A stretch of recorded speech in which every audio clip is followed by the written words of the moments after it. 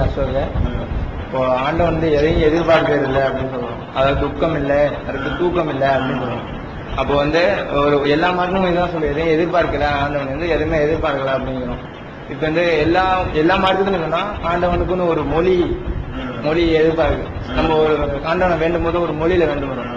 அது நம்ம ஒண்ணு நினைச்சாலே ஆண்டவன் அறிஞ்சிருவார். நம்ம நினைக்கும் போது அறிஞ்சிருவார். அப்போ நம்ம வேண்டும் போது எல்லா மார்க்கத்திலயும் ஒவ்வொரு மொழி இருக்கு. கடவுளுக்குன்னு எதுவும் மொழி இருக்கா? தம்பி அசோக்குங்கிறவரே நல்ல கேள்வி கேட்கிறார். 2 நாளா வந்துட்டு இருக்கிறாரு அவரு கேட்கிறாரு. என்ன கேட்கிறாருன்னு கேட்டா, எல்லா மதங்கள்லையும் கடவுளுக்கு ஒரு மொழி வச்சிருக்கிறாங்க. அப்ப இறைவனுக்கு எதுவும் மொழி இருக்குதா அப்படின்னு அவர் கேட்கிறாரு. இறைவனுக்கு மொழி இருக்குன்னு நீங்க சொன்னாலே அவன் இறைவன் கிடையாது. அதாவது ஒரு மொழிதான் அவன்கிட்ட பேச முடியும், அந்த மொழிதான் அவனுக்கு தெரியும் என்று இருந்தால் அது உலகத்துக்கே செய்யற அநீதி. அது அந்த மொழிக்காரங்களுக்கு மட்டும் அது கிஃப்டா போயிடும். அந்த மொழி தெரியாதவன் பாடுதான் அம்போடு ஆயிரும். வழங்குதா? அவ கடவுள்கிட்ட என்ன செய்வாரு? தமிழ் தான் கடவுள் மொழின்னா அவ மலையாளம் பேசணும் கடவுள்கிட்ட எப்படி கேட்பான்? சிங்களம் பேசணும் எப்படி கேட்கறது? ஆங்கிலம் பேசணும் எப்படி கேட்கறது? அது ஒரு பெரிய அநியாயமா ஆயிரும். இஸ்லாம் எப்படி நம்ம கடவுளுக்கு உள்ள விஷயத்தை சொல்லி தருதுன்னு கேட்டா, இப்ப நபிகள் நாயகம் இறைவனுடைய தூதர் நம்ம நம்புறோம், முஸ்லிம்கள் நம்புறோம். நபிகள் நாயகம் தான் ஒரே தூதர் நாங்க நம்புறது இல்ல. நபிகள் நாயகத்துக்கு முன்னாடி நிறைய தூதர்கள் வந்திருக்கிறாங்க. அவங்க எல்லாம் எப்படி வந்தாங்கன்னு குர்ஆன் சொல்லுதுன்னு கேட்டா, அவங்க எந்த பகுதியில் வாழ்ந்தார்களோ அந்த பகுதியில் என்ன மொழி பேசினார்களோ அந்த மொழியில் தான் அந்த இறை தூதர் என்ன செஞ்சாரு? மக்களுக்கு சத்தியத்தை சொன்னார். வேதம், கடவுள் வேதத்தை மலையாளத்துக்கு ஒரு இறை தூதர் வந்தா அவர் மலையாளம் பேசியிருப்பார். அவருக்கு கடவுள் கொடுத்த வேதம் மலையாள மொழியில் இருக்கும். அதே மாதிரி ஆங்கிலேய நாட்டில் ஒரு இறை தூதர் வந்திருந்தால் அவர் ஆங்கிலத்தில் பேசியிருப்பார். அவருக்கு கொடுத்த வேதம் ஆங்கில மொழியில் இருந்திருக்கும். அப்ப உமா அரசல்னா மிர் ரசூலின் இல்லா பிலிசானி கௌமிஹி, எந்த ஒரு தூதரை நம்ம அனுப்பும் பொழுதும் அவரது சமுதாயம் எந்த மொழி பேசுகிறதோ அந்த மொழியில் தான் தூதரை அனுப்பியிருக்கிறோம். அப்ப எல்லா மொழியிலையும் கடவுள் தூதர் அனுப்பியிருக்கிறாரு. அப்படின்னா எல்லா மொழியும் தெரியும் அர்த்தம். தூதர் அனுப்பிட்டாருன்னு சொன்னா, தூதருக்கு வேதத்தை கொடுக்கிறாருன்னு சொன்னா அவருக்கு அந்த மொழி தெரியும். இப்ப நபிகள் நாயகத்துக்கு அரபி தெரியுங்கிறதுனால அரபு மொழி சிறந்த மொழிங்கிறதுக்காக கிடையாது. இஸ்லாமிய நம்பிக்கை பிரகாரம் அரபு மொழி சிறந்த மொழிலாம் கிடையாது. உலகத்துல எல்லா மொழியும் சமந்தான். அரபியும் சரிதான், சமஸ்கிருதமும் சரிதான், தமிழும் சரிதான், ஆங்கிலமும் சரிதான். எல்லா மொழிகளுமே சமமான அந்தஸ்தில் உள்ளவை என்று இஸ்லாம் சொல்கிறது. அப்ப நபிகள் நாயகம் அவங்க அனுப்பப்பட்ட பகுதி அரபு பிரதேசமா இருந்ததுனாலையும் அவங்களுக்கு அரபு மொழி தான் தெரியுங்கிறதுனாலையும் தான் அரபியில் இந்த வேதம் வந்திருக்கே தவிர உலகத்தில் எல்லா வேதங்களும் அரபியில் வரல. எல்லா மொழியிலும் வந்திருக்கிறது.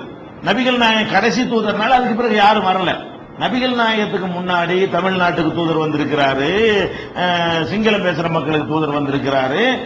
அது மாதிரி உலகத்தில் உள்ள எல்லா பாஷை பேசுற மக்களுக்கு வேணா, இந்தி பாஷைக்கு வேணா, உருது இந்திக்கு வேணா தூதர் வரலன்னு சொல்லலாம். ஏன்னா பிந்தி உண்டான பாஷை அது.